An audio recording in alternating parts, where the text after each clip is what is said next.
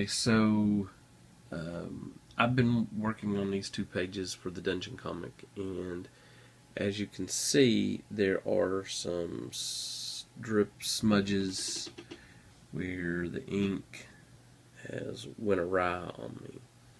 And what has happened is I had to switch bottles of ink, which I went from Speedball ink to Higgins ink. And the Higgins ink is way too thin to be able to do what I needed to do on this type of paper.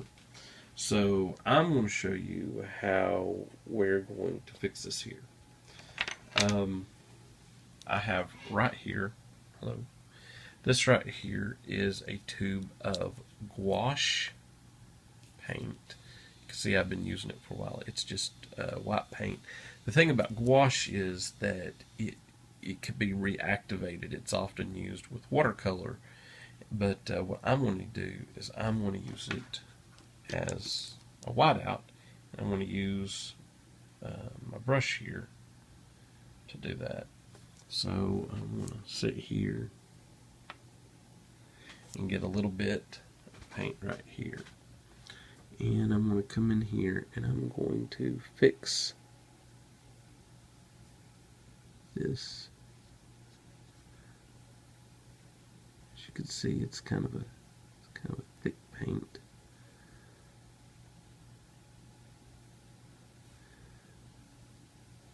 I have a couple of the artist editions where you see photocopies of the original artwork to some pages, and my favorite thing to see is the whiteout and the blue pencil where they fixed mistakes. Okay. So if you can hear my dryer going off in the background.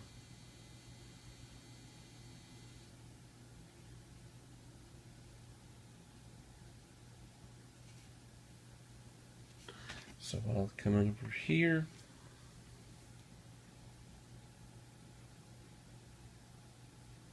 And if I can paint it in a very smooth, thin coat, I can go back over it with ink. Now, this is not whiteout. This is a gouache paint.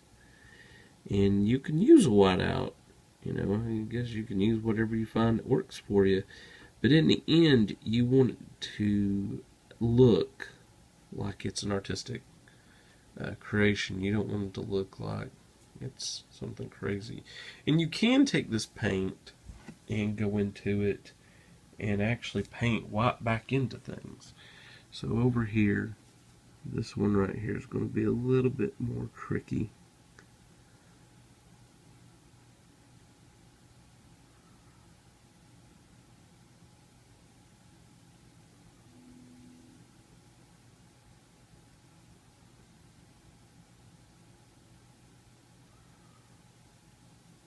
As I paint that in there,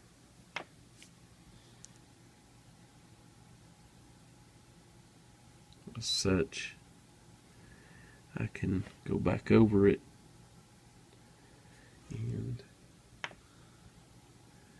fix it up now that I've lost part of my wall here.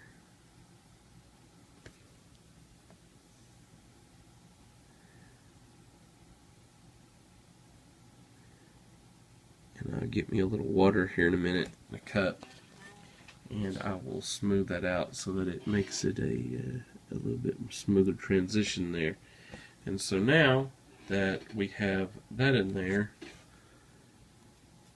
see, it's already dry, so I can come in here with my pen, find my pen. It's actually better to do this with a brush because it doesn't have as harsh of a edge to it. And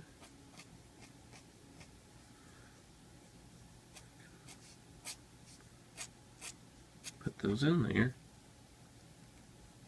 And look what I just did. It just went and messed that line up. So now I have to go back and let it dry. So I'm going to show you how to fix that, since I just messed up my whole instructional deal. I'm going to take a Q-tip like this. I'm going to take a clean end, and I'm going to come over here and I'm going to put it in here like so, so it can kind of absorb that through.